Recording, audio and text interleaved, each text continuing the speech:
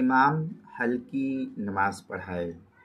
چنانچہ امام مقتدیوں کی رعایت کرتے ہوئے فرض نماز ہلکی پڑھائے، قرأت اور تسبیحات وغیرہ میں زیادہ وقت نہ لے، تاکہ مقتدیوں پر نماز کوئی بھاری نہ معلوم ہونے پائے۔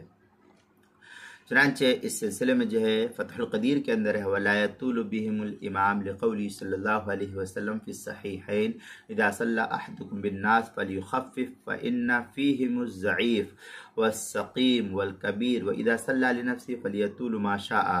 یہ اس طریقے کی فلیطول ما شاء، یہ فتح القدیر کے عبارت جلد نمبر 1 صفحہ نمبر 305 باب الامامہ، جو دار احیاء التراث العربی بیروت کا چھپا ہوا نسخہ اس کے اندر۔ البحر الرائق جلد نمبر 1 صفحہ نمبر 374 کتاب الصلاۃ باب الامامہ، جو HM سعید کراچی پاکستان کا چھپا ہوا نسخہ اس کے اندر۔ فتاوی شامی جلد نمبر 1 صفحہ نمبر 564 باب الامامہ، مطلب اذا صلی الشافعی قبل الحنفی هل الافضل الصلاۃ مع الشافعی ام لا، یہ جو HM سعید کراچی پاکستان کا چھپا ہوا نسخہ اس کے اندر۔